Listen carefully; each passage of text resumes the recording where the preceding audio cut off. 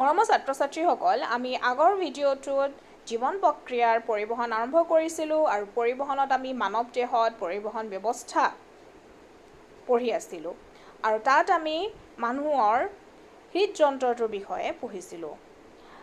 আজি আমি পঢ়িম ৰক্তনলিকা, অনুচক্ৰিকাৰ দ্বাৰা ৰক্ষণাবেক্ষণ আৰু লসিকা।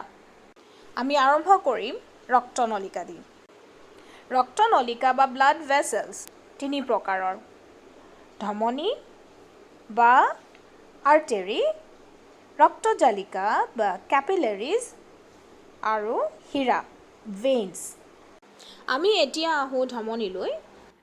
ধমনীবোৰ হৈছে এক প্ৰকাৰৰ ৰক্তনলিকা আৰু এই ধমনীবোৰে অক্সিজেনযুক্ত তেজ হৃদযন্ত্ৰৰ পৰা দেহৰ আন অংগবোৰলৈ কঢ়িয়াই নিয়ে আৰু উচ্চ চাপৰ ফলত হৃদযন্ত্ৰৰ পৰা তেজ ওলাই আহে। এই ধমনীবোৰ আৰম্ভ হয় মহাধমনীৰে। মহাধমনী হৈছে আটাইতকৈ ডাঙৰ ধমনী আৰু উচ্চ চাপৰ পাইপলাইন যি হৃদযন্ত্ৰৰ বাওঁ নীলৰ লগত সংযোজিত হৈ থাকে। এই ধমনীবোৰ সৰু সৰু শাখাত বিভক্ত হৈ সমগ্ৰ শৰীৰত বিস্তৃত হৈ থাকে।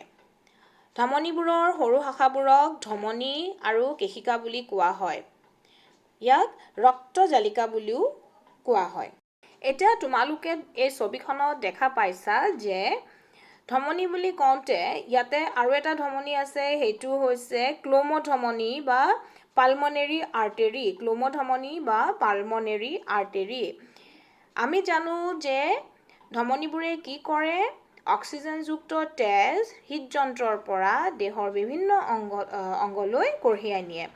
কিন্তু এই পালমনেৰী ধমনীয়ে নিম্ন চাপত হৃদযন্ত্ৰৰ পৰা হাঁওফাঁওলৈ অক্সিজেনবিহীন তেজ কঢ়িয়াই নিয়ে আৰু যাৰ ফলত এই ধমনীবোৰ অনন্য হৈ পৰে।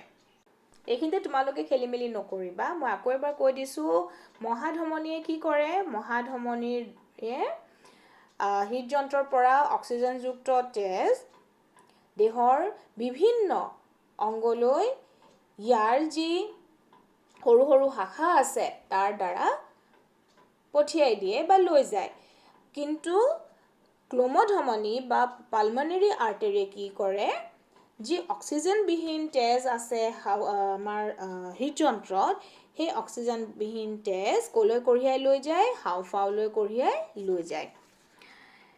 এতিয়া আমি আহোঁ ৰক্তজালিকা বা কেপিলাৰিজলৈ। এই ৰক্তজালিকাবোৰনো কি? তোমালোকক আগতেই মই দেখাইছিলোঁ কিদৰে ধমনীবোৰ সৰু সৰু শাখাত বিভক্ত হৈ শেষৰ ফালে কি হয়?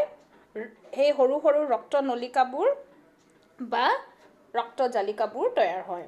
হয় নহয়?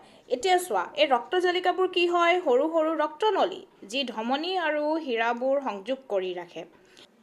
এতিয়া আমি গম পালোঁ যে তেজ আৰু ৰক্তজালিকাৰ পাতল বেৰৰ মাজত কি হয়? পদাৰ্থৰ বিনিময় ঘটে। আৰু এই ৰক্তজালিকাবোৰ পুনৰ লগ লাগি, মন কৰিবা, এই ৰক্তজালিকাবোৰ পুনৰ লগ লাগি হীৰা গঠন হয়। আৰু হীৰাবোৰে বিভিন্ন অংগ বা কলাবোৰৰ পৰা তেজ হৃদযন্ত্ৰলৈ কঢ়িয়াই নিয়ে। যি তেজ হীৰাই হৃদযন্ত্ৰলৈ কঢ়িয়াই আনে সেয়া হৈছে অক্সিজেনবিহীন আৰু তাত বৰ্জিত পদাৰ্থবোৰো থাকে। এতিয়া তোমালোকে দেখা পাবা, যেতিয়া তোমালোকে হীৰা আৰু ধমনীবোৰ চাবা, ধমনীবোৰ ৰঙা ৰঙত দেখুওৱা হৈছে আৰু হীৰাবোৰ নীলাত দেখুওৱা হৈছে। ৰঙা অৰ্থাৎ ইয়াত অক্সিজেন আছে, অক্সিজেনযুক্ত, আৰু হীৰাবোৰ হৈছে অক্সিজেনবিহীন, সেইকাৰণে ইয়াক নীলা ৰং দি পেলাই দেখুওৱা হৈছে। এতিয়া তোমালোকে পুনৰ এই ছবিটোলৈ চোৱা। ইয়াত তোমালোকে দেখা পাবা ঊৰ্ধ্বৰ্ব মহাহীৰা আৰু নিম্ন মহাহীৰা। যি ঊৰ্ধ্বৰ্ব মহাহীৰা আছে, সি কি কৰে? এই মহাহীৰাই বাহু আৰু মূৰৰ পৰা তেজ হৃদযন্ত্ৰলৈ আনে। আৰু যি নিম্ন মহাহীৰা আছে, ই আমাৰ ভৰিৰ ফালৰ পৰা তেজ ক'লৈ নিয়ে? হৃদযন্ত্ৰলৈ নিয়ে। এতিয়া তোমালোকে এইটো চোৱা, এয়া হৈছে ক্লোমহীৰা আৰু এই ক্লোমহীৰাই কি কৰে? অক্সিজেনযুক্ত তেজ হাঁওফাঁওৰ পৰা হৃদযন্ত্ৰলৈ কঢ়িয়াই আনে।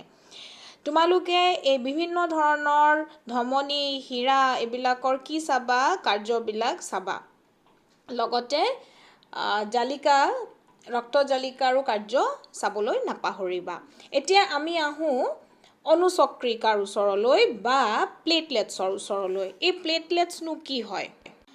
আমাৰ যেতিয়া কিবা কটা চিঙা হয় তেতিয়া কি হয়? তেজ ওলায়, ৰক্তক্ষয় হ'ব। তেতিয়া কি হ'ব পাৰে বাৰু? তেতিয়া ৰক্তচাপ কমি যাব আৰু ৰক্তচাপ কমি গ'লে লাহে লাহে তেজ পৰিবহণ প্ৰতিৰোধ কমি যাব।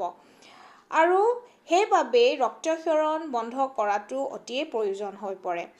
এই কামত সহায় কৰে অনুচক্ৰিকাই। অনুচক্ৰিকা কি হয়?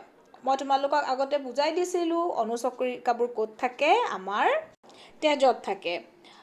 আৰু কি হয়? ৰক্ত পৰিবহণ তন্ত্ৰৰ দ্বাৰা দেহত এই অনুচক্ৰিকাবোৰ বিয়পি থাকে। এই অনুচক্ৰিকাবোৰে ৰক্তক্ষৰণ হোৱাৰ ঠাইত তেজ গোট মাৰি ৰক্তক্ষয়ৰ পৰা ৰক্ষা কৰে। আহা আমি এতিয়া চাওঁ লিম্ফ বা লসিকা। এতিয়া এই লসিকা বা লিম্ফনো কি হয়? লসিকা বা লিম্ফ তেজৰ দৰে এবিধ তৰল পদাৰ্থ আৰু ই এক প্ৰকাৰৰ সংবহন তন্ত্ৰ। ৰক্তকেশিকাবোৰৰ বেৰত কিছুমান ছিদ্ৰ থাকে যাৰ মাজেদি কি হয়? কিছুমান প্লাজমা প্ৰটিন আৰু ৰক্তকোষ ওলাই আহি কলাৰ অন্তঃকোষীয় স্থানত তৰল পদাৰ্থ গঠন কৰে আৰু এই তৰল পদাৰ্থবোৰক কি বুলি কোৱা হয়? লসিকা বুলি কোৱা হয়।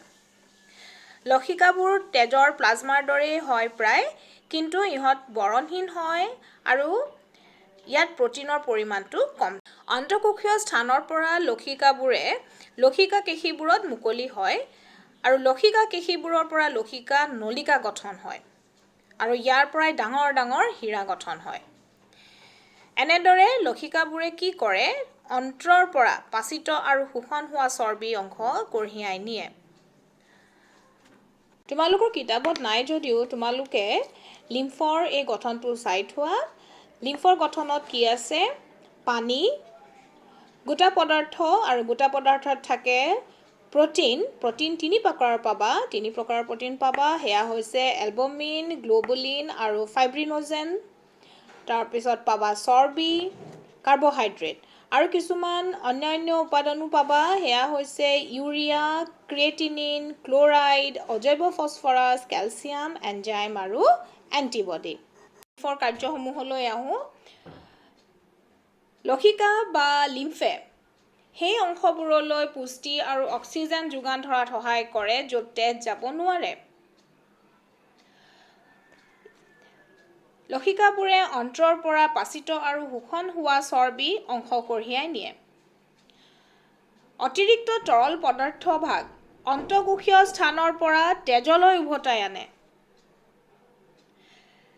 লসিকাত থকা লিম্ফোচাইট আৰু মনোচাইটে শৰীৰৰ প্ৰতিৰক্ষামূলক কোষ হিচাপে কাম কৰে আৰু লসিকাই